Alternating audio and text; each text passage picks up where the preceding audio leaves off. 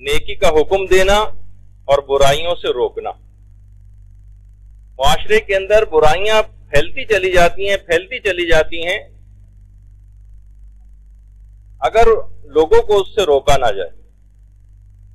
نیکیاں معاشرے سے مفقود ہوتی چلی جاتی ہیں، ختم ہوتی چلی جاتی ہیں اگر اس سلسلے میں کہنے والے لوگ ختم ہو جائیں۔ لیکن اول تو ہم پہلے ہی مرحلے کے اندر رک گئے ہیں کہ یہ فریضہ انجام نہیں پا رہا،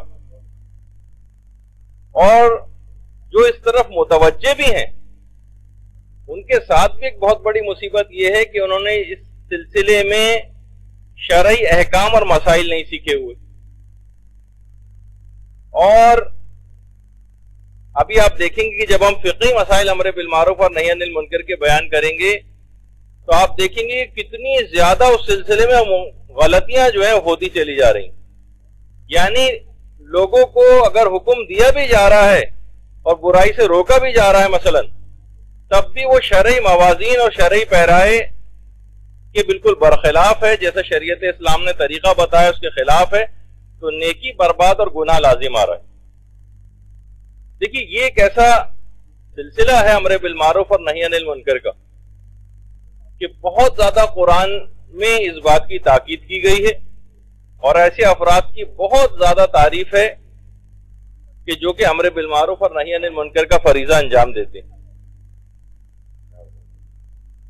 تو بہت زیادہ ان لوگوں کی تعریف کی گئی ہے کہ جو امر بالمعروف اور نہی عن المنکر کا فریضہ انجام دیتے ہیں۔ جب ہی کہا گیا ہے کہ امر بالمعروف اور نہی عن المنکر کا جو ثواب ہے وہ دیگر تمام جتنی بھی عبادتیں آپ انجام دیتی ہیں اس کے مقابلے میں ایک تلاطم خیز سمندر کی سی مثال دی گئی ہے امر بالمعروف اور نہی عن المنکر کا ثواب۔ مثلا روایتوں میں تو یہاں تک آیا ہے کہ مثلا اگر کوئی کسی دریا کے پاس جا کر تھوک دے تو جتنی تمام عبادتیں ہیں ان سب کا ثواب جمع کر کے وہ لعاب دہن کا پانی اتنا معمولی سا اس کے برابر ثواب ہے، اور امر بالمعروف کا ثواب ایک تلاطم خیز سمندر کا سا۔ معذاللہ ان عبادات کی کوئی ان کو کم نہیں کیا جا رہا ہے، لیکن اہمیت بتانے کے لیے کہ ان تمام عبادات پر بھی لوگ عمل کب کریں گے؟ جب یہ والا فریضہ انجام پا جائے گا، تب یہی وجہ ہے کہ اس کی فضیلت جو ہے وہ بہت زیادہ ہے۔ جب ہی ہم دیکھتے ہیں کہ کتنے ہی قرآن کے اندر ایسے جانوروں کی بھی حتیٰ کہ تعریف کی گئی، چیونٹی کی تعریف آپ دیکھتی کہ حضرت سلیمان کے واقعے میں کہ جو اپنی قوم کو نقصان سے بچانا چاہتی تھی، کہ سلیمان کا لشکر آنے والا ہے، سب چیونٹیوں کو کہہ دی کہ اپنے اپنے بلوں کے اندر جو ہے وہ چلے جاؤ، تو اس بات کی وجہ سے اس چیونٹی کا تذکرہ جو ہے قرآن نے الگ سے کیا۔ ہدہد کا تذکرہ کیا کہ اس نے آ کر خبر دی کہ ایک ایسی قوم بھی رہتی ہے کہ جو کہ خدا کے علاوہ کسی اور کو اپنا معبود سمجھتی، تو ہدہد کی بھی یہ خصوصیت الگ سے حضرت سلیمان کے واقعے میں بیان ہوئی۔ یہ دونوں جانور وہ تھے کہ جو اسلامی احکام اور پروردگار عالم کا جو نظام ہے اس کی آبیاری مثلا چاہتے تھے، جیسے یہ ہدہد، اور وہ اپنی قوم کو چیونٹی نقصان سے بچانا چاہتی تھی۔ ہم گویا اس چیونٹی سے بھی کہیں زیادہ، اس کی تو پھر بھی کتنی فضیلت آئی، لیکن ہم جانور سے بھی کمتر درجے کے اوپر چلے گئے کہ اپنی امت کی، اپنی جو قوم اور ملت ہے اس کی اصلاح کی کوئی فکر اگر نہ کریں۔ اور یہی وجہ ہے کہ امام حسین علیہ الصلوۃ والسلام اللہم صلی علی محمد وعلی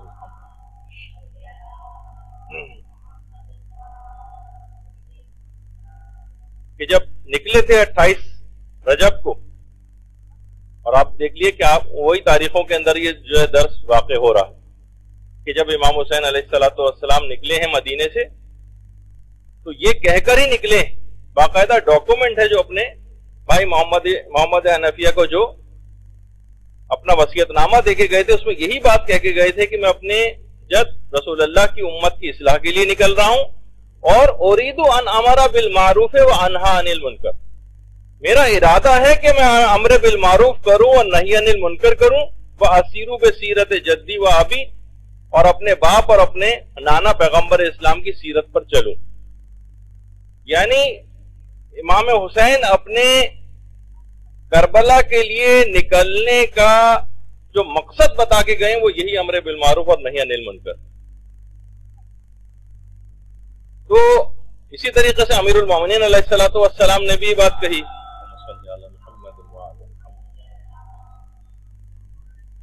کہ دین کی بنیاد ہی امر بالمعروف اور نہی عن المنکر پر. دین کی عمارت منہدم ہو جائے گی اگر اس فریضے کو انجام نہیں دیا جائے گا. جیسے کہ کربلا کے واقعے میں امام اگر اس فریضے کو انجام نہ دیتے تو آج دین اس طرح سے آپ کے سامنے نہیں ہوتا کہ جیسے کہ موجود ہے اور دین ختم ہو کے رہ جاتا. اور پیغمبر کی بھی کتنی احادیث اس سلسلے میں ہیں، یعنی جس میں باقاعدہ اس بات کو کہا گیا ہے کہ کوئی امت اس وقت تک زوال پذیر نہیں ہو سکتی جب تک کہ مثلا وہ امر بالمعروف اور نہی عن المنکر کا فریضہ انجام دیتی رہتی. اور ایسے تمام افراد کو بھی روایات کے اندر میت بین الاحیاء کہا گیا. یہ چلتے پھرتے زندہ لاشیں جو زندوں کے درمیان اس طریقے سے ایک میت پڑی ہوتی ہے، بہت سی جگہوں پہ یہ کہا گیا، اور کسی جگہ چلتے پھرتے لاشیں کہا گیا ہے کہ جو کہ اپنے دل سے، اپنے ہاتھوں سے، اپنی زبان سے منکرات کو نہیں روکتے. بس ٹھیک ہے، اپنی ایک دنیا ایک الگ بسائی ہوئی ہے، ہم نماز پڑھ رہے ہیں، روزہ رکھ رہے ہیں، ہمارے بچے ٹھیک مدرسے جا رہے ہیں، باقی قوم کے بچوں کی کسی کو کوئی فکر نہیں. مثلا یہ بھی کتنے ایسے افراد ہوں گے جو اس قسم کی سوچ بھی رکھتے ہوں گے، لیکن ذرا ایک خود غرضانہ ایک سوچ آ جاتی، اور یہ نہیں پتا کہ جب ڈوبے گا وہ جہاز اور وہ کشتی جب ڈوبے گی تو ہم سب بھی اس کے اندر ڈوب جائیں گے اگر اس فریضے کو انجام نہ دیا. اور یہ بھی پیغمبر اسلام نے فرمایا کہ ان اللہ عز وجل لیبغض المؤمن الضعیف الذی لا دین لہ، کہ پروردگار ایسے مومن سے بہت غضبناک ہوتا ہے، ایسے ضعیف مومن سے جو دین نہیں رکھتا. لوگوں نے پوچھا یا رسول اللہ وما المؤمن الضعیف الذی لا دین لہ، کہ یا رسول اللہ وہ کون سا ضعیف مومن ہے جو دین نہیں رکھتا؟ فرمایا الذی لا ینہی عن المنکر، جو کہ برائیوں سے روکتا نہیں ہے لوگوں کو. ایسا شخص دین ہی نہیں رکھتا، پیغمبر اسلام فرما رہے. تو اور یہی وجہ ہے کہ امیر المومنین یہی بات تو بیان فرماتے تھے کہ اگر تم اس فریضے کو انجام نہیں دو گے تو بدترین افراد تم پر حکومت کریں گے، بدترین افراد، اور اس وقت تمہاری کوئی دعا بھی قبول نہیں ہوگی. جیسے کہ ہم آج کل دیکھتے ہیں عذابوں میں گرفتار پہ گرفتار ہوتے چلے جا رہے ہیں، اور فریضے کو انجام نہیں دیا جا رہا، تو نتیجہ آپ لوگوں کے سامنے. اور وہ جو آیت بھی وہ اسی سلسلے میں ایک دیکھا جائے تو امر بالمعروف اور نہی عن المنکر جو بچوں کی تربیت کے سلسلے میں بھی پیش کی جاتی کہ یا ایھا الذین آمنوا قوا انفسکم واہلیکم نارا وقودھا الناس والحجارہ، اپنے آپ کو بھی اور اپنے گھر والوں کو آتش جہنم سے بچاؤ. دیکھیے پروردگار نے قرآن میں خود کو بھی بچانا ہے اور اپنے گھر والوں کو بھی بچانا ہے. کیسے بچائیں گے؟ جب تک آپ اس فریضے کو انجام نہیں دیں گی، لوگوں کو برائیوں سے نہیں روکیں گی، نیکی کی طرف ترغیب نہیں دلائیں گی، تب تک لوگ اس سے نہیں بچ سکیں گے. تو کتنی شد و مت کے ساتھ اس ابھی تو ظاہر ہے کہ بہت مختصر سے ہم گفتگو کرتے ہوئے گزر رہے ہیں، ورنہ پوری کتابیں اس موضوع کے اوپر لکھی گئی. تو بہرحال بعض اوقات دیکھیے برائیوں کے خلاف اس انداز سے ضروری بھی ہو جاتا ہے لوگوں کو روکنا. اور آقا محسن قرطی بڑا اچھا جملہ استعمال کرتے ہیں. بعض اوقات آپ کہتی ہیں نا کہ بھئی ہمیں سمجھ میں نہیں آتا کہ سامنے والا شخص، ہمیں پتا ہے کہ یہ کبھی بھی برائی سے رکے گا نہیں. ویسے آگے چل کر مسائل بھی آئیں گے کہ ایسے موقع پر آپ کا فریضہ کیا ہوتا ہے، لیکن ایک کام ضرور ہو جاتا ہے، یہ بات آپ یاد رکھ لیجیے. جب بھی کبھی آپ برائیوں سے لوگوں کو روکنے کی کوشش کرتی ہیں، ایک کام ضرور ہو جاتا ہے، چاہے اس برائی کو چھوڑے یا نہ چھوڑے. وہ یہ ہے کہ ان کے گناہ کا مزہ ضرور کرکرا ہو جاتا ہے. مزہ کرکرا کر دینا یہ ضرور ہو جاتا ہے. اور یہ پہلی بنیاد پڑ جاتی ہے جب کبھی کوئی ایسی چیز سامنے آتی ہے نا، کوئی بے پردہ عورت ہے، پردہ نامناسب ہے، بال کھلے ہوئے ہیں، جیسے کہ حکومت اسلامی ایران میں بھی باقاعدہ امر بالمعروف اور نہی عن المنکر کرنے والے باقاعدہ خواتین ہیں، وہ خواتین کو को रोकती हैं कि आपका ये पर्दा नामुनासिब है, लोग इससे नौजवान बिगड़े चले जा रहे हैं, मुनासिब नहीं है आपके लिए। बहस व तखमीस होती है, कुछ होती, कम से कम इस गुनाह करने वाले जो भी होते हैं उनके उस गुनाह का मजा जरूर किरकिरा हो जाता है।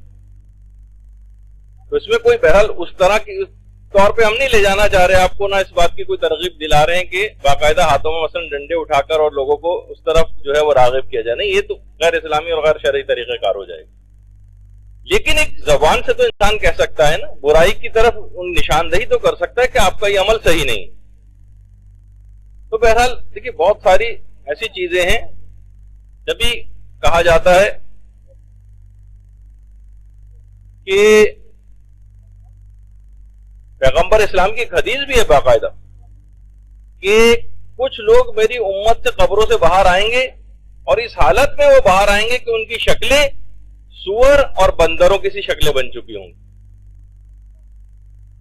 यानी सूअर और बंदर की जैसी शक्ल लेकर वो कब्रों से बाहर आएंगे। और पैगंबर ने फरमाया कि ये वो अफराद होंगे कि जो नहीं अनिल मुनकर का फरीजा अंजाम नहीं देते, लोगों को बुराई से रोकते ही नहीं थे, बस अपनी दुनिया के अंदर मगन चले आ रहे हैं, बस जैसा है ऐसे ही चलता रहे, कौन दूसरों के फड्डों में वसन टांग अड़ाए, कौन दूसरे को कुछ कहकर जो एक बुराई मोल ले। हर एक से अच्छे ताल्लुकात हम लोग मसलन बना के रखने वाली, ताल्लुकात हर एक से अच्छे ही रखने हैं। और सबसे ज्यादा ऐसा शख्स जो है या आखिरत में आपका सबसे ज्यादा शुक्रगुजार होगा जो भी फिलहाल बुरा भी मान रहा है। अली अकबर नेहावंदी ने एक बड़ी अच्छी बात अपनी किताब के अंदर लिखी कि पहले जमाने में ऐसा होता था कि छोटे छोटे सांप होते थे, लोग कहीं सोते थे तो नाक के जरिए अंदर घुस जाते थे। तो उस जमाने में अतिब्बा ने इलाज इसका ये किया था कि उस सोते हुए शख्स को अगर हम उठा के कहें कि भाई तुम्हारी नाक में ना छोटा सा सांप घुस गया है, तो वो तो वैसी दहशत से मर जाएगा। कहा इसको सोते हुए हालत ही में 5-6 अफराद हाथों में डंडे लें और शख्स को मारना शुरू कर दें। अब उस वक्त वो बहुत रोएगा, चिल्लाएगा, जब इतनी ज्यादा हलचल मचेगी तो सांप घबरा के नाक से बाहर निकल आएगा। अब बाद में इस शख्स को ये बताया जाए कि देखो हमने इस वजह से तुम्हारी इन डंडों से पिटाई की थी ताकि सांप तो कितना ज्यादा शुक्रगुजार होगा। तो ऐसा ही जो है मैदान कयामत में और आखिरत में जो अभी फिलहाल कुछ नाराज नजर आ रहा है आपको अमर बिल मारूफ और नही अनिल मुनकर की वजह से, ये सबसे ज्यादा शुक्रगुजार हो जाएगा कि तुमने उस मौके पर मुझको इस गुनाह से रोक दिया और मैं इतने बड़े अजाब से बच गया। तो देखिए ये सब चीजें ऐसी हैं कि, और कितनी रिवायत ऐसी भी हैं कि ऐसे तमाम अफराद के जो बुराइयां अपनी आंखों से होते देखते हैं और नहीं रोकते, इनके होंठ मैदान कयामत में आग की बनी हुई कैंचियों से काटे जाएंगे। ये जो सिले हुए होंठ थे इस दुनिया में इस बात के बहुत ज्यादा सजावार हैं कि इनकी आग की बनी हुई कैंचियों से काटे जाए। इनकी अपनी जुबान नहीं हिलाते थे, ये नागवारी का इजहार नहीं करते थे। गुनाह माशरे में बढ़ते जा रहे हैं और ये बिल्कुल गैर जानिबदार होकर अच्छे बनकर माशरे से जो है वो कटे हुए हैं और इस सिलसिले में कोई इकदाम करते ही नजर नहीं आ रहे। तो देखिए इस सिलसिले में एक आध इंडिविजुअली इनफरादी तौर पर तो आपको खैर इसका आगाज करना है अमर बिल मारूफ और नही अनिल मुनकर का, लेकिन मुआशरे में असर पजीरी के लिए एक इज्तिमा अगर ये काम करे इज्तिमाई तौर पर, तो देखिए वो कहा जाता है ना कि एक फूल खिलने से कभी बाहर नहीं आती, बहुत सारे फूल जब खिलते हैं तो उस वक्त जो है वो बाहर आती, फिर आपको नजर आता है माशरे में उसके समारात नजर आते हैं। एक आध जुमला कह देना किसी से, इससे ज्यादा फर्क नहीं पड़ता माशरे में, अगरचे अगर वाजिब हो तो वही कहना होता है, लेकिन माशरे में जो तब्दीली नजर आएगी वो फकत इज्तिमाई काम से जो है वो नजर आती। और यही इज्तिमाई काम एक तो इंडिविजुअल लेवल पर हो और एक ऑर्गेनाइजेशन की सतह पर अगर हो, तो यही वजह है कि ये जो खुद मदरसे का भी कयाम है जिसके अंदर आप माशाल्लाह तालिबात जो है इस वक्त पढ़ रही हैं और दीगर जो मदारिस माशाल्लाह से दीगर अफराद ने जो कायम किए हुए हैं, ये इसमें एक इज्तिमाई कोशिश है अमर बिल मारूफ और नही अनिल मुनकर के सिलसिले में। नेकियां माशरे के अंदर फरोग पाएं, बुराइयां माशरे के अंदर जो है वहां से खत्म होती चली जाए, एक इज्तिमाई कोशिश है। आपने इतना, लेकिन क्या है कि माशरे के अंदर हम देखते हैं कि वाकई इसकी कोई ना कोई पजीराई है, न कोई असर पजीरी है। कितने ऐसे अफराद आप जो इतनी आराम से यहाँ पर बैठी हुई हैं, तमाम फैसिलिटीज जो हैं वो हासिल है इतनी आसानी के साथ हो गई। कितने ऐसे अफराद हैं कि जब जिस वक्त कायम हो रहा था कि मदरसा, बहुत से अफराद पसंद लात मार के दीवार तक गिरा के गए। अब आपको क्या बताया जाए कि यानी बहरहाल इस तरह से इल्म दुश्मनी भी कौमों के अंदर बाज़ औक़ात जो है वो पैदा होती चली जाती। अच्छा, लेकिन एक देखिए जो सारी सहूलतें और ये सब कुछ भी जो है आपको जो प्रोवाइड किया जा रहा है सिर्फ इसी वजह से مثلا جتنے کیسٹس ہیں اور کتابیں ہیں لائبریری کے اندر، یہ سب کچھ آپ پڑھیں گی تو ہی معاشرے کے اندر جو ہے وہ کام ہو سکے گا. علماء یہاں پر آ رہے ہیں امر بالمعروف اور نہی عن المنکر ہی کے سلسلے میں یہاں پر آ رہے ہیں، جتنی بھی تمام چیزیں جو پرووائڈ کی جاتی ہیں. تو دیکھیے بعض اوقات ایک طریقہ کار بھی ہوتا ہے، اس میں کوئی طریقہ کار کی غلطی اگر آپ کرنے لگیں گے امر بالمعروف اور نہی عن المنکر کے سلسلے میں تو پھر ایک مسئلہ ہو جائے گا. جیسے کہ آقا محسن قرتی، آقا محسن قرتی یہ وہ ہیں کہ تقریباً 2500 گھنٹے یا 3000 گھنٹے جو ہے ایران ٹی وی سے تک خطاب کر چکے، اور قرآن کے سلسلے میں بہت ان کے دروس ہوتے ہیں وہاں پر. یہ خود فرماتے ہیں کہ ایک دفعہ مجھے ٹی وی پر خطاب کر رہا تھا اور کفن کے مسائل بیان کر رہے تھے، کفن کے احکام. اب انہوں نے کہا کہ دیکھا جائے امر بالمعروف اور نہی عن المنکر میں ہر چیز ہی بیان کرنا ہوتی. انہوں نے کہا کہ اگر میں یہ کرتا کہ میں جیسے ہی پروگرام کا آغاز ہوتا اور یہ کہتا کہ آج میری گفتگو کا عنوان ہے کفن کے احکام، تو ہزاروں لاکھوں لوگ فوراً یا تو چینل بدل لیتے، سوئچ آف کر لیتے. اب کیا کیا؟ کہا کہ ایک ترکیب اس سلسلے میں لڑائی. آقا محسن قرتی فرماتے ہیں میں نے یہاں سے ابتدا کی کہ لباسوں کے احکام، لباسوں کی اقسام میں آپ کو بتاتا ہوں. اچھا اب ہر کوئی بیٹھے گا اچھا لباسوں کی کون کون سی قسمیں؟ کہا کہ جی ہاں، جس طرح سے ایک دلہن کا لباس ہوتا ہے، جس طریقے سے حاجیوں کا ایک لباس ہوتا ہے جس کو احرام کہا جاتا ہے، اور جس طرح سے فوجیوں کا ایک لباس ہوتا ہے ان کی خاص وردی، اور جس طرح سے علماء کا ایک لباس ہوتا ہے ابا قبا اور مثلا امامہ، اور جس طرح سے مثلا اسکول کے بچوں کا لباس ہوتا ہے ایک خاص یونیفارم، اسی طریقے سے ایک لباس ہوتا ہے مردے کا لباس جسے کفن کہا جاتا ہے. وہاں سے بیان کرتے ہوئے لائے خوبصورتی سے ان کے بھی تھوڑے تھوڑے سے احکام بیان کیے، اور پھر یہاں تک آ گئے، یہاں تک کہ آدمی سننے کے لیے آمادہ ہو گیا. انہوں نے فرمایا کہ اگر میں یہ کرتا کہ شروع ہی میں یہ کہہ دیتا کہ آج میری گفتگو کا عنوان ہے کفن کے احکام، تو لاکھوں لوگ جو ہے اپنا ٹی وی یا تو بند کر لیتے یا چینل کو تبدیل کر لیتے. تو خاص دیکھیے یہ سب چیزیں ابھی بھی جو آپ کے سامنے یہ سب چیزیں میں زبانی نہیں بیان کر سکتا تھا، لیکن یہ کیوں آپ کو مثلا اور وہاں کی دلہنوں کے لباس کی تصویر بھی دکھائی اور مثلا بچوں کا یونیفارم بھی دکھایا، اور یہ سب چیزیں دکھانے کا مقصد کیا تھا؟ تاکہ آپ کے اندر بھی ایک دلچسپی پیدا ہو جائے اس سلسلے میں سننے کے لیے. امر بالمعروف اور نہی عن المنکر کا فریضہ بآسان و خوبی ادا ہو جائے کہ آپ کی طبیعتیں بھی مائل ہو جائیں اس کو سننے کے لیے. بس اس بات اس کے کہ بس ایک اس طرح ایک لٹ مارا جاتا ہے اور ایک بلنٹ طریقے سے اور بالکل اس طرح سے بات کرنا کہ دوسرے کو بری بھی لگے، یہ طریقہ کار بالکل غلط ہے امر بالمعروف اور نہی عن المنکر کے سلسلے میں. تو بہرحال دیکھیے یہ ایک بہت اہم بات ہے، اور طریقہ کار وہی ہمیں اختیار کرنا چاہیے جو کہ پروردگار عالم نے اپنی کتاب کے اندر کیا ہے. کیا کیا ہے؟ نہیں، پہلے ایک چیز اور بتا دی جائے کہ دیکھیے ایک بات اور اس سلسلے میں، ابھی قرآنی آیت تو میں آپ کے سامنے پیش کر رہا ہوں. امر بالمعروف کے سلسلے میں ویسے تو بہت سارے طریقے، لیکن ایک ایسی ضمناً بات کے طور پر اس بات کو سن لیجئے، خط و کتابت طریقے سے فریضہ ادا ہو سکتا ہے، اور خاص طور پہ بہت کلوز دوستوں میں یا کلوز جو رشتہ دار ہیں بہت قریبی، ان کے اندر بھی دیکھیے بہت سی چیزیں جب آپ کسی کو سمجھانے جاتے ہیں نا تو بلا وجہ کی تو میں اور تکرار شروع ہو جاتی ہے. آپ وہ بھی اپنے دکھڑے روتا ہے، پھر آپ شکایتیں کرتے ہیں، بات اور بڑھ جاتی. بہت اچھا ایک طریقہ کار میں نے ذاتی طور پر بھی اس کا تجربہ کیا اپنے جان پہچان والے جس کی متعلق تھا یہ کہ اس کو اگر براہ راست اگر بہت سی باتیں کہی جائیں گی تو یہ سنے گا نہیں. اس کو ہم نے یہ کیا کہ اس کو ایک خط لکھا تفصیل کے ساتھ، اس میں آپ ساری باتیں لکھے ہیں، احادیث بھی لکھے ہیں، دیکھو ائمہ کا یہ ہے، ایک شیعہ کا کیا فریضہ ہے، کیا آخرت کی طرف ہم جو تیزی سے بڑھتے جا رہے ہیں، موت ہماری قریب ہے، جب ہم مریں گے تو سوچیں گے کتنی فضول باتوں کے اندر مثلا اس میں جو ہے آپ یہ طریقہ کار اگر آپ اس کی اصلاح کر لیں، بہت ساری اس طرح سے آپ اس میں چیزیں سب لکھ دیں اور کتنا بھی تفصیلی ہو جائے.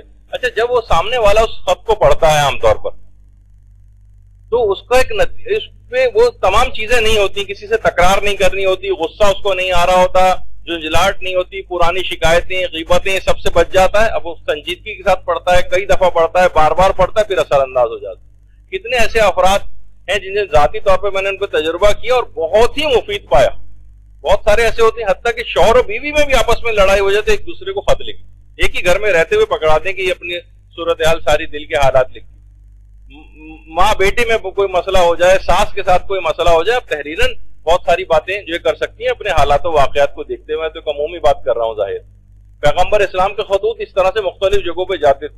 ایران بھیجتے تھے پیغمبر, اور روم جو ہے وہ خطوط بھیجے گئے تھے, اور باقاعدہ دستخط و مہر کے ساتھ, جو مختلف عجائب گھروں میں اور میوزیمز وغیرہ کے اندر یہ خطوط رکھے ہوئے بھی ہیں کہ پیغمبر اس طرح سے امر بالمعروف اور نہی عن المنکر کا فریضہ انجام دیتے تھے. جیسے گورباچوف کو امام خمینی نے دعوت اسلام دی تھی اور خط ہی لکھا تھا, ورنہ تو براہ راست بھی ہو سکتی تھی, کسی مترجم کے تحت بھی بات ہو سکتی تھی, کسی کوئی ٹرانسلیٹر رکھ کے بھی بات کی جا سکتی تھی, کوئی آدمی بھیجے بھی گیا تو جواد عاملی گئے تھے خط لے کر, لیکن بہرحال وہ خط دیا تھا. اس کے بعد وہ کتنا پوری دنیا کے اندر اس کے مندرجات اور اس کو ایک خاص امپورٹنس جو ہے وہاں پر دی گئی. اور اس کے بعد جو امام خمینی نے کہا تھا وہی ہوا کہ کمیونزم کو کسی میوزیم میں اور عجائب گھر کے اندر رکھنا پڑے گا. تو بہت سے طریقہ کار آپ استعمال کر سکتی ہیں خود سے سوچ کر بھی. تو اچھا, پروردگار عالم نے جو قرآن میں طریقہ اختیار کیا وہی اگر آپ بھی کر لیں کہ انتہائی ایسے طریقہ کار سے, جیسے آپ جو قرآن میں طریقہ کار ہے نا, جیسے روزے فرض کیے گئے, دیکھا جائے تو کتنی مشکل بات, 30 دن تک یہ کہا جا رہا ہے کہ بھوکے پیاسے رہو, مثلا صبح سے لے کر شام تک بھوکے پیاسے رہنا. تو پروردگار عالم نے اس میں وہی طریقہ کار اختیار کیا جس طریقے سے کوئی نرس یا ڈاکٹر جب بچے کو کوئی انجیکشن لگاتا ہے, بچے کو انجیکشن لگاتا ہے تو کیا کہتا ہے, دیکھو میرے پیارے بیٹے, ارے بہت اچھا بچہ ہے یہ, دیکھو کہ انجیکشن لگوا لیتا ہے مثلا. اسی طرح سے اس آیت کے اندر بھی ہے, یا ایھا الذین آمنوا, اے میرے پیارے بندو, مثلا اے ایمان لانے والو, یہاں سے یعنی اس کی بات شروع کی گئی, ورنہ ڈائریکٹ بھی یہاں سے بھی شروع ہو سکتا تھا کتب علیکم الصیام. اچھا, جب راضی کر لیا, رام کر لیا, اس کے بعد جس طریقے سے انجیکشن لگایا جاتا ہے نا, جیسے بچے کو انجیکشن لگایا, انجیکشن لگ گیا, اور اسی طرح پروردگار نے بھی انجیکشن یہاں لگا دیا, کتب علیکم الصیام, تم پر روزے فرض کر دیے گئے. اچھا, یہ بھی ہوتا ہے, بچے کو یہ بھی کہا جاتا ہے کہ دیکھو تم سے پہلے بھی اور بچے بھی انجیکشن لگواتے ہیں, کسی کو کچھ نہیں ہوتا. اسی طرح یہاں پہ بھی کہا کما کتب علی الذین من قبلکم, جس طرح سے تم سے پہلے والی امتوں پہ روزے فرض کیے گئے. دیکھو تم پہ خالی فرض نہیں کیے, تم سے پہلی والی امتوں پہ فرض کیے گئے. جیسے ڈاکٹر اس سے کہتا ہے بچے سے کہ دیکھو پہلے بھی لوگ لگواتے نہیں, ان کو بھی کچھ نہیں ہوتا, کتنے اور بچے ہیں جو لگواتے ہیں. تو وہی طریقہ کار ایک نرمی کے ساتھ جو ہے وہ پروردگار نے بھی اختیار کیا. ایاما معدودات, دیکھو زیادہ نہیں بات ہے, صرف 2 انجیکشن تو لگیں گے خالی. تو اسی طرح کہا کہ گنتی کے چند دن ہی تم کو پورے کرنا ہے مثلا. اچھا, بعض اوقات یہ بھی بچے سے کہا جاتا ہے کہ اچھا ٹھیک ہے انجیکشن ابھی لگوا لو, بعد میں تمہیں گولیاں اور سیرپ وغیرہ دے دیے جائیں گے. تو اسی طریقے سے وہ بھی کہا کہ اگر تم مریض ہو یا حالت سفر میں تو بعد میں مثلا اپنے جو ہے دنوں کو گنتی کو پورا کر لینا. تو یعنی بہت ساری اس طرح کی چیزیں کہی گئی کہ تاکہ ہمت دلائی جا سکے. تو بہرحال ایسا کوئی طریقہ کار کہ بالکل ایک سخت روی والا وہ اختیار کرنا جو ہے وہ مناسب نہیں ہے اس سلسلے. تو یہ دماغ میں خاص طور پر یہ بات جو ہے وہ رکھنی چاہیے.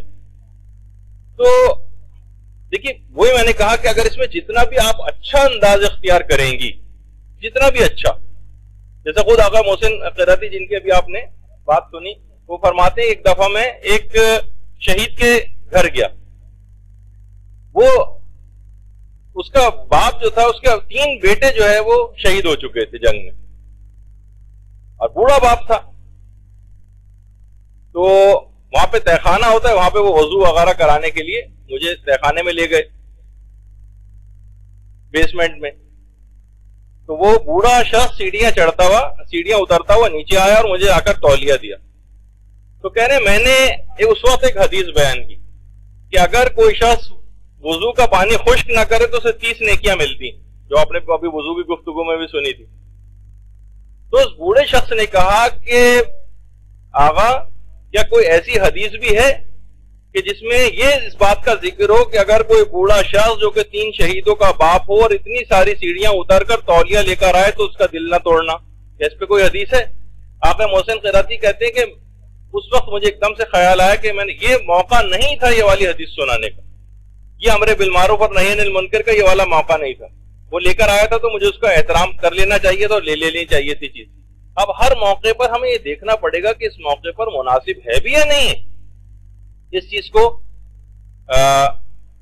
جو ہے کرنا یا اس اقدام کو کرنا. جیسے کہ ہم روایتوں کے اندر پڑھتے بھی ہیں کہ ہمیں حالات کی رعایت کرنی چاہیے. اس کو تھوڑی سی چیز سیکھنی پڑے گی آپ کو. ہر جگہ بہت ساری چیزیں کہ بس آپ نے کوئی بھی چیز جو بھی یہاں سے حاصل کی آپ نے دیکھا نہ موقع دیکھا نہ محل دیکھا اور بس ہر جگہ جا کے اس طرح سے بیان کر دی تو ایک دم سے لوگ خلاف ہو جاتے ہیں, آپ کی بات سننے کو انکار کر دیتے ہیں. مجالس بھی خواتین بناتی ہیں تو پوری اس طرح سے بناتی ہیں کہ شروع سے آخر تک مثلا صرف اور صرف ایک ہی بات جو موضوع سوچ کر آئی ہیں نہ, یعنی لوگوں کی رعایت کرنی چاہیے. لوگوں کو کیا بات سمجھ آ رہی ہے, ان کی دلچسپی کیا ہے, تھوڑی سی وہ بھی چیز ڈالنی چاہیے. جیسے کہ امیر المومنین علیہ الصلوۃ والسلام کے ایک صحابی تھے, ان کو سانپ نے ڈس لیا. ان امیر المومنین نے فرمایا کہ تم کو پتا ہے کہ تم کو سانپ نے کیوں ڈسا؟ اس نے کہا نہیں مولا مجھے تو نہیں پتا. کہا تم نے ایک ظالم کے سامنے میری وجہ سے میرے غلام قمبر کا احترام کیا تھا. اسے غصہ آ گیا کہ علی کے غلام کا اتنا زیادہ تم نے احترام کیا کہ اس کے احترام میں کھڑے ہو گئے. تو تم نے کہا کہ میں کیوں اس کے احترام میں نہ اٹھوں جس کے لیے فرشتے بھی جس کے احترام میں اپنے پروں کو بچھاتے ہیں. قمبر کے لیے تم نے یہ بات کہی. اتنی تعریفیں سننے کے بعد اس ظالم شخص کا دل قمبر کے لیے کینے اور حسد سے بھر گیا اور اس نے قمبر کو اذیت پہنچائی. تمہاری اس وقت ناشناسی کی سزا یہ کہ تم کو سانپ نے ڈسا. تمہیں اتنی تعریف کرنی نہیں چاہیے تھی اس کی ظالم کے سامنے, یہ موقع نہیں ہے. دیکھیے بہت ساری چیزیں ایسی ہیں کہ جو آہستہ آہستہ آپ کو سیکھنی پڑیں گی. مصلحت شناسی سیکھیے, پہلے تو علم حاصل کرنا ہے, پھر خود بخود یہ چیزیں بھی سیکھنی ہے. علماء کے حالات پڑھیے, واقعات پڑھیے, ائمہ کی سیرت پڑھیے, ائمہ کے اصحاب کی سیرت پڑھیے, کب بولتے تھے کب خاموش رہتے تھے. یہ خود آپ کی یہ کثرت مطالعہ سے جب کتابیں آپ پڑھیں گے تو اس وقت یہ چیز آپ کو کلیئر ہوگی کہ کب آپ کو چیز کہنی چاہیے اور کب نہیں کہنی چاہیے, انداز کون سا اختیار کرنا چاہیے. تمہارے اس وقت ناشناسی کی سزا ہے. تم نے مصلحت کو نہیں سمجھا اور قمبر کی اتنی زیادہ اکرام کر دیا اس ظالم کے لیے, اس ظالم کے سامنے, اور وہ اس نے قمبر کو تکلیف پہنچائی. اس وجہ سے تم کو سانپ نے ڈسا.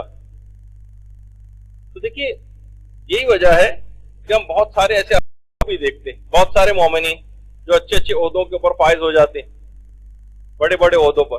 تو لوگ اس طرح سے ان کا ہر ایک جگہ انٹروڈکشن کراتے ہیں. کسی بھی جگہ مثلا گئے جلوس میں, کوئی اعلیٰ عہدے کے اوپر پہنچ گیا کوئی مومن, وہاں سب لوگ جا رہے ہیں اس سے ہاتھ ملا رہے ہیں, وہ اپنے اور جو محکمے کے افراد ہیں ان کے سامنے شرمندہ سا ہو جاتا ہے. بہت سے لوگ نہیں خیال کر رہے ہوتے, علل اعلان بہت ساری باتیں اس طرح کی کر رہے ہوتے ہیں جو کہ انتہائی نامناسب ہوتی ہیں. مصلحت شناسی, کب خاموش رہنا ہے کب نہیں رہنا ہے, کب اپنے عقیدے کا اظہار کرنا ہے کب نہیں کرنا ہے, اس کو دیکھنا پڑے گا آپ. اچھا, عمل سے تبلیغ کرنا ہوتی, عمل سے وہ جو آپ سنتی ہے نا کہ امام خمینی جب پیرس ضلع وطن تھے تو اسی وقت وہاں پر جو فرانس میں میڈیا سے جب باقاعدہ گفتگو ہو رہی تھی اور اخباری نمائندے موجود تھے, تو اسی وقت جیسے ہی ابھی سمجھے 15-20 منٹ ہی گفتگو کو ہوئے تھے, امام خمینی نے اپنے بیٹے احمد خمینی سے پوچھا کہ احمد اس وقت کیا نماز کا وقت ہو گیا؟ انہوں نے گھڑی دیکھ کے بتایا کہ ہاں بابا جان نماز کا تو وقت ہو گیا. بس اسی وقت کھڑے ہو گئے. پھر اخباری صحافی بھی حیران. تو لوگوں نے کہا کہ جب یہ نماز کا وقت آ جاتا ہے تو اسی طریقے سے اللہ سے راز و نیاز میں مصروف ہو جاتے ہیں, پھر کسی دنیاوی طرف مشغول نہیں ہوتے. جیسے پیغمبر اسلام کی اپنی سیرت تھی نا کہ پیغمبر کی ازواج کہتی تھی اللہم صلی علی محمد و آل محمد,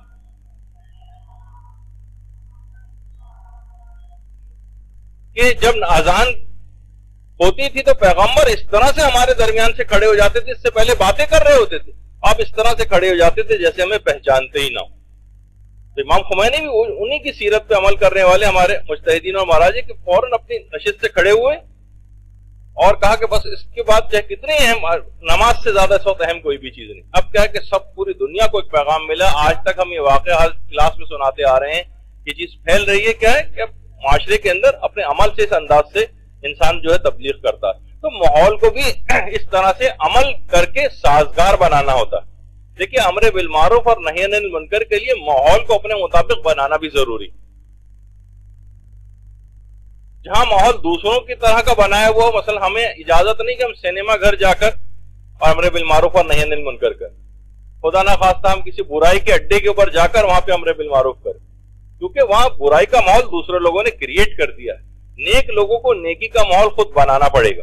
جیسے بہت ساری ایسی چیزیں، مثلا کہا جاتا ہے کہ اگر گھر میں کوئی آدمی موجود نہ بھی ہو تب بھی آپ کے لیے کیوں مستحب ہے کہ آپ نماز سے پہلے اذان دیں۔ دیکھیں، اذان کا مقصد بلانا ہوتا ہے لوگوں کو نماز کے لیے۔ آپ تو گھر میں اکیلی، کوئی مرد ہے وہ گھر میں اکیلا ہے، کسی کو بلانا بھی نہیں ہے اور خود وہ نماز کے لیے آمادہ ہے، اس کے لیے کیوں اذان کو نہیں؟ ایک ماحول بنتا ہے اذان دینے سے نیکی کا، نماز کے لیے آمادگی کا، تو چاہے کسی کو بلانا نہیں بھی ہو ہمیں ماحول بنانا ہے۔ اسی طرح سے کوئی عورت ہے مثلا نجاست کی حالت میں ہے، اس کو نماز نہیں پڑھنا ہے، لیکن مستحب ہے کہ وہ مصلی پر بیٹھے آ کر اور ذکر خدا کرتی رہے۔ یہ کیوں؟ اس وجہ سے ایک تو یہ بھی ایک وجہ ہو، شاید یہ اس کو یوں بھی کہ گھر میں اور بھی ہوتے ہیں، بچے بھی ہوتے ہیں بعض اوقات، وہ ان کو حیرانگی اور پریشانی نہ ہو کہ میری ماں جو ہے اتنے دن تک مثلا نمازیں کیوں نہیں پڑھ رہی، کوئی بے نمازی ہونے کا کوئی پیغام نہ مل جائے اس کے عمل سے۔ مستحب ہے کہ نمازوں کے اوقات میں اسی طرح سے آ کے بیٹھو جیسے تم پاکی کی حالت میں نماز اور ذکر کے لیے آ کر بیٹھا کرتی، تاکہ گھر میں ایک سازگار ماحول رہے امر و نہی کے لیے۔ ورنہ دیکھا جائے تو اس کے اوپر نماز پڑھنی حرام ہے، ایسا نہیں کہ نماز صرف معاف ہے، نہیں، حرام بھی ہے اس حالت میں نماز پڑھنا، لیکن پھر بھی کہا گیا کہ اسی طریقے سے آ کر بیٹھو تاکہ گھر میں نیکیوں کے فروغ کر سکے۔ اسی طریقے سے حج پر ہم دیکھتے کہ اگر جو بھی کوئی حاجی ہوتا ہے اس کے لیے بہرحال اختلاف مراجع کے مثلا سر کو مونڈنا ہوتا ہے، تقصیر کرنا ہوتی، لیکن اگر کوئی شخص پہلے سے مثلا گنجا ہے، اس کے بال ہی نہیں، اس کے لیے بھی مستحب یہ ہے کہ وہ اپنے سر کے اوپر ویسے اس طرح چلوائے، یعنی اس کی بھی ایک لحاظ سے ایک جو ذمہ داری بنتی ہے کہ اپنے سر پر اس طرح چلوائے، خالی اس طرح چاہے بال نہیں بھی ہوں، تاکہ وہ ان کے ساتھ ہی اسی ردم میں اس نیکی کے ماحول میں ان کے ساتھ ہی شریک ہو جائے۔ اگر روڈ کے اوپر کوئی بھی گاڑی نہیں، رات کے 3 بجے ہم گزر رہے ہیں اور ٹریفک سگنل ریڈ ہے، تب بھی ہم کو رکنا ہے، چاہے دور دور تک کوئی نہ ہو، کسی خطرے میں پڑنے کا امکان نہ ہو۔ کیوں؟ آپ کو تاکہ قانون پہ پاسداری کا ایک ماحول بنانا ہے، اس وجہ سے آپ کو یہ سب چیزیں، تو دیکھیے یہی وجہ ہے کہ ان تمام چیزوں کے لیے ایک دیندار ماحول گھر میں بنانا ہوتا ہے۔ دعاؤں کا ایک ماحول گھر میں بنائیے، اور بہت ساری ایسی چیزیں، کیونکہ قرآن کے اندر ہم دیکھتے ہیں کہ سورہ والعصر بھی، اس میں جو ہے وہ 4 نسخے بتائے گئے خسارے سے بچنے کے لیے۔ ویسے تو کہا کہ ساری انسانیت مثلا خسارے میں، سوائے اس کے کہ جو ایمان لائے اور نیک اعمال کیے، یہاں تک تو ہر شخص عمل کر لیتا ہے کہ ہاں ایمان بھی لا چکا اور نیک اعمال بھی انجام دے رہا ہے، نہیں، وَتَوَاصَوْا بِالْحَقِّ وَتَوَاصَوْا بِالصَّبْرِ کی وصیت بھی کرنی ہے اور صبر کی وصیت بھی کرنی ہے۔ کی تفسیر الگ ہے، لیکن وہ تو ٹکڑا واضح ہو رہا ہے نا کہ حق کی وصیت کرنے سے کیا مراد ہے؟ امر بالمعروف اور نہی عن المنکر کرنا، لوگوں کو برائی سے روکنا بھی حق کی وصیت میں ہے، لوگوں کو نیکی کا حکم دینا یہ بھی حق کی وصیت میں آتا ہے۔ اور اگر کسی نے اس پہ رعایت نہیں کی اس بات کی تو کیا ہوگا؟ وہی ہوگا جو آپ کے ابھی سامنے ہے کہ پورے کی پوری قوم ختم ہوتی چلی جا رہی ہے اور گناہوں کے اندر گرفتار ہوتی چلی جا رہی ہے۔ دیکھیے، جب آپ خاموشی اختیار کرتی ہیں نا گناہوں کے مقابلے میں، تو خسارہ کس طرح سے ہوتا ہے کہ دیکھیے پہلا مرحلہ تو اس کے اندر یہ ہوتا ہے، ایک گناہوں کی ٹرین چل پڑتی ہے جسے کہا جائے۔ سب سے پہلا مرحلہ یہ ہوتا ہے کہ آپ امر بالمعروف اور نہی عن المنکر نہیں کرتی، یہ خود ایک حرام اور گناہ ہے، اس موقع پر خاموش رہنا۔ جب زیادہ امر بالمعروف اور نہی عن المنکر اس سے لوگ پہلو تہی کرنے لگتے تو کیا ہوتا ہے کہ لوگ پھر گناہوں کو معمولی سمجھنے لگتے، معمولی، کوئی بات نہیں، گانا ٹی وی پہ آ رہا ہے کوئی بات نہیں، غیبتیں ہو رہی ہیں کوئی بات نہیں، جھوٹ بولے جا رہے ہیں کوئی بات نہیں، معمولی لگتے ہیں۔ خود استخفاف الذنب یعنی کسی گناہ کو چھوٹا سمجھنا، حقیر سمجھنا اس کو، یہ خود ایک، اب گناہ کبیرہ کی جب فہرست بیان ہوگی اس کے اندر بھی یہ چیز آئے گی، یہ خود گناہ کبیرہ میں سے۔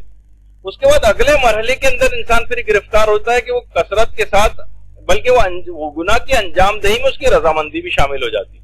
دوسرے اگر گانا سن رہے ہیں اور گانا گا رہے ہیں تو یہ بھی دل سے راضی ہوتا ہے، ٹھیک ہے کوئی بات نہیں، ہونا چاہیے۔ یعنی یہ سب کیا ہے؟ وہی پہلے مرحلے والا کہ جب اس وقت جب خاموشی اختیار کر لی جائے تو گناہ کیسے آگے بڑھتے ہیں۔ پھر یہ کیا کرتا ہے؟ اگلا مرحلہ بھی آتا ہے، گناہوں میں مدد دینے لگتا ہے، بچے گھر پہ چاہ رہے ہیں کہ میوزیکل پروگرام ہو، باپ پیسے بھی دیتا ہے اس کو، ہاں یہ لو یہ کرواؤ، گناہوں میں مدد دیتا ہے. خود بھی مرتکب ایک گناہ ہوتا ہے، ان محفلوں میں مثلا آ کر بیٹھنا شروع کر دیتا ہے، ایک اسٹیپ اور آگے بڑھ جاتا ہے، گناہوں پر اصرار کرنے لگتا ہے، ایک گناہ کے بعد دوبارہ گناہ اور تیسرا گناہ اور چوتھا گناہ، اور اسی گناہ کو بار بار کرنا، گناہوں کا عادی ہوتا چلا جاتا ہے. اس سے بھی ایک آگے بڑھ کر ایک مسئلہ آتا ہے، پھر ان گناہوں میں لذت محسوس کرنے لگتا ہے، اور ایسے عجیب و غریب بہت سی چیزوں میں چلا جاتا ہے کہ انسان ایسی شکلیں بناتا ہے اپنے آپ کو تکلیفوں مصیبتوں میں. گناہوں کے جو بہت زیادہ یہ اس مرحلے پر جو آپ کے سامنے ہے اتنی آسانی سے نہیں پہنچ گئے کہ بس کہ کوئی بیٹھا ہوا تھا گھر میں اور جا کے اس نے اپنا ایسا حلیہ بنا لیا. نہیں، ان کو یہ ان تمام خطرناک مرحلوں سے پہلے گزر چکے ہیں جو میں آپ کے سامنے اس کی مذمت کوئی پہلے سے بیان کرتا وہ چیز ہوتا تو یہ نوبت ان کی یہاں تک نہ پہنچتی. اس کے بعد کیا ہوتا ہے، اگلا مرحلہ آتا ہے، وہ گناہوں کی دوسروں کو دعوت بھی دینے لگتا ہے. آئیے اب آپ بھی اب لوگوں کو بلائے گا، اشتہارات کہ ہمارے ہاں مثلا کانسرٹ ہونے والا ہے، اس میں تشریف لائیں اور وغیرہ، اس طرح سے کر کے لوگوں کو دعوت دے گا، اس میں پیسہ خرچ کرے گا برائی کو پھیلانے میں. پھر یہ والی نوبت آ جائے گی، یہاں تک کہ اس کے بعد اگلا مرحلہ ہوگا کہ امر بالمعروف اور نہی عن المنکر جو افراد کر رہے ہوتے ہیں ان سے لڑائی جھگڑا کرنے لگے گا، کوئی منع کرے گا، کچھ کرے گا، قانونی کارروائی کرے گا، قانونی چارہ کرے گا. تو بہرحال انتہا سے زیادہ بے رحم اور قسی القلب ان گناہوں کے نتیجے میں ہو جائے گا، اور ایک کے بعد ایک دوسرا گناہ کرتا چلا جائے گا. اس کا دماغ بھی پھر بالکل ویسے ہی بن جائے گا جیسے کہ اکثر ہم دیکھتے ہیں قبروں پر کتبے کے بجائے انہوں باقاعدہ موبائل فون، اور اس کے اتنے عادی ہوں گے قبر کے اوپر بھی مثلا اسی کی شکل کا موبائل فون جو ہے وہ قبر کے اوپر جو ہے وہ، یعنی بہت ساری ایسی چیزیں کہ انسان کا وہ مزاج جو ہے وہ بن جاتا ہے. کیونکہ دیکھیں اگر پہلے مرحلے پر گناہوں کو روک لیا جائے تو یہ تمام چیزیں جو آپ نے سنی ہیں وہاں پر دیکھیے پہلا مرحلہ کیا تھا، وہی جیسے حضرت یوسف کے واقعے میں ملتا ہے. حضرت یوسف کی قبر فلسطین میں نیبلس جو ایک جگہ ہے جو یروشلم سے تقریباً 63 کلومیٹر کے فاصلے پر ہے ویسٹ بینک میں، تو وہاں پر حضرت یوسف کی قبر. حضرت یوسف اپنے بھائیوں کے حسد کا شکار ہوئے. بات یہاں تک تھوڑی رک گئی تھی کہ صرف حسد تھا ان کو، نہیں، اس گناہ سے آگے بھی بڑھے، باپ پر گمراہی کی تہمت لگائی. بات یہیں تک نہیں رکی، اپنے بھائی کو اغوا بھی کیا، اس کے بعد بھائی کو کنویں میں بھی گرا دیا. پھر اس کے بعد جھوٹ بولا کہ بھائی کو جو ہے وہ بھیڑیا آ کر کھا گیا. پھر یوسف کے اوپر چوری کا الزام بھی لگایا.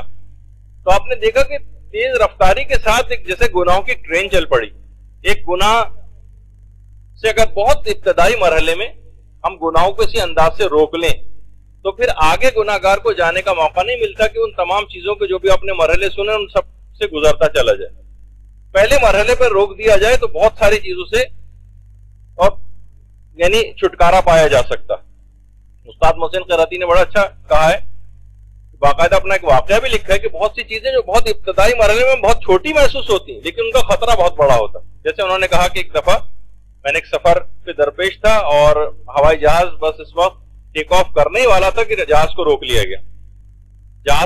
گیا کہ معلوم ہی چلا کسی مسافر نے ایک کاکروچ کو چلتے ہوئے دیکھا جہاز میں. ہمارے ہاں تو خیر باقاعدہ 2-3 بلیاں بھی قومی ایئر لائن کے جس میں نکل آئی تھی جو کہ دبئی جانے والی تھی. پتہ چلا وہ کھانے کے ساتھ ساتھ جہاں سے وہ کھانا جو ہے آتا ہے جس کچن سے وہاں سے وہ بلیاں لوگوں کو زخمی بھی کر دیا تھا. ابھی چند ہی دن پہلے اخبارات میں جو خبر آئی تو جہاز کو روکا گیا. جہاز باقاعدہ ٹیکسی کرنے والا تھا، اسے روکا گیا اور اسپرے لائے گئے، اس کاکروچ کو بہرحال ڈھونڈ کے نکالا گیا اور مارا گیا. تو لوگوں نے پوچھا کہ بھئی کاکروچ سے ایسا کیا فرق پڑ جانا تھا؟ تو لوگوں نے کہا کہ نہیں، کاکروچ جو ہے جو الیکٹرانک کی جہاں پر وہ آلات اور وہ جہاں باریک باریک تار ہوتے ہیں ان کو جا کر کاٹتا ہے اور اس میں کوئی خرابی پیدا کرتا ہے. تو بہت ابتدائی مرحلے میں چاہے جہاز لیٹ ہو جائے کچھ ہو جائے اس کاکروچ کو مارنا ضروری. ایسا نہ ہو کہ اس بہت بڑے خطرے کی طرف جو کہ آگے چل کر آپ گرفتار ہو سکتے. تو بعض اوقات یہی ہمیں بظاہر لگ رہا ہوتا ہے یہ تو چھوٹا سا گناہ، اس میں اگر ہو بھی جائے تو کون سی ایسی بات ہے. نہیں، کاکروچ کی مثال سامنے رکھیں، یہ معمولی بات نہیں ہے.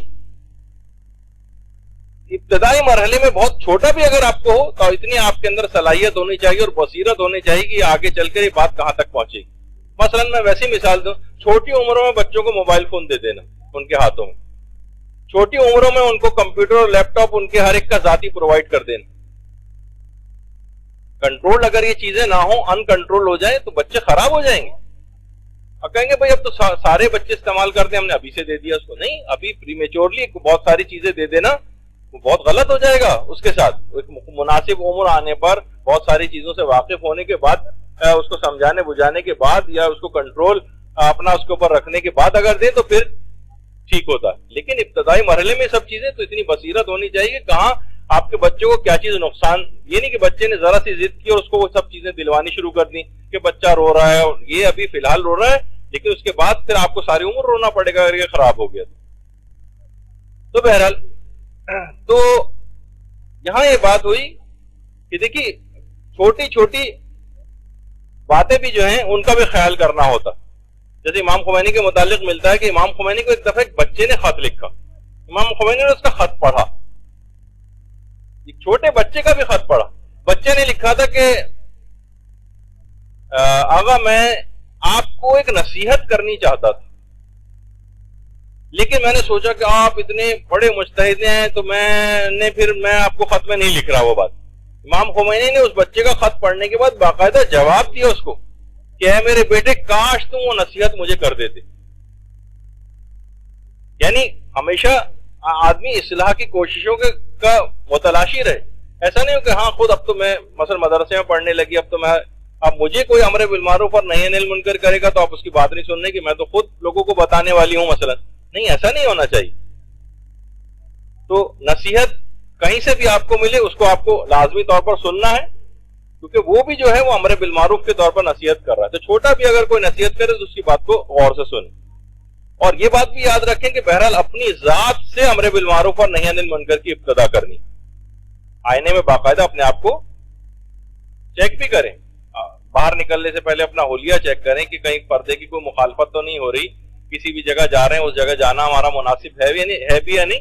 پہلے اپنی ذات سے امر بالمعروف کی ابتدا کرنی، اپنی ذات سے، اور اس کے بعد پھر اپنے گھر سے ابتدا کرنی. پورے معاشرے کی اصلاح کی فکر کے لیے تو نکل رہے ہیں اور اپنے گھر والوں کے اوپر کوئی توجہ ہی نہیں ہے. مثلا جو اکثر واعظین کے ساتھ ہو جاتا ہے، جو بہت زیادہ کام کرنے کے لیے بینون ملک کا سفر کر رہے ہیں اور شہروں کا سفر کر رہے ہیں اور ادھر بعض اوقات اپنی فیملیاں نظر انداز ہو جاتی. تو تربیت اپنے گھر سے شروع کرنی. جیسے رہبر معظم، یہ چاروں ان کے بیٹے جب چھوٹے چھوٹے تھے اس وقت کی تصویر تھی، لیکن کیا امر بالمعروف کی ابتدا اپنے گھر سے، وہی بہترین تربیت کی اپنے گھر سے اس کی ابتدا کی. بعد میں یہی بچے مجتبیٰ، مصطفیٰ، میثم اور مسعود یہ عالم دین بن گئے. ابتدا گھر سے کی اس کی. آغا سیستانی ہے، یہ جو پیچھے جو قطار آپ کو نظر آ رہی ہے پیچھے بیٹے ہیں ان کے، آغا رضا اور اس کے پیچھے آغا باقر. یعنی ابتدا گھر سے. گھر پتہ چلا گھر ہی نظر انداز ہو گیا اور پورے معاشرے کی اصلاح کا ٹھیکہ ہم نے اٹھایا ہوا ہے. نہیں، اپنے گھر سے اس کی ابتدا کریں. امام خمینی 2 بیٹے اور دونوں عظیم الشان عالم دین. مصطفیٰ خمینی تقریباً اجتہاد کی اس تک پہنچے ہوئے تھے اور ایسی نابغہ ایک روزگار وہ تو عمر نے وفا نہیں کی، ورنہ ایک ایسی بہترین تفسیر ان کی منظر عام پہ آنے والی تھی. مصطفیٰ خمینی اور احمد خمینی، امام خمینی کے دونوں بیٹے. یہ نہیں کہ معاشرے کے اندر اصلاح امت کا نظام رائج کرنا چاہ رہے ہیں، حکومت اسلامی قائم کرنا چاہ رہے ہیں اور گھر کے افرادی اسلام سے بے بہرا. نہیں، اسی سے ابتدا کرنی،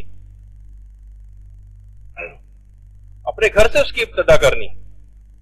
اور یہی وجہ ہے کہ امام حسین نے حضرت علی اکبر کو جنگ میں دیگر اصحاب سے پہلے بھیجا تھا. آپ نے بڑے آرام سے نام سن لیے، درود بھیجیے اللہم صلی علی محمد.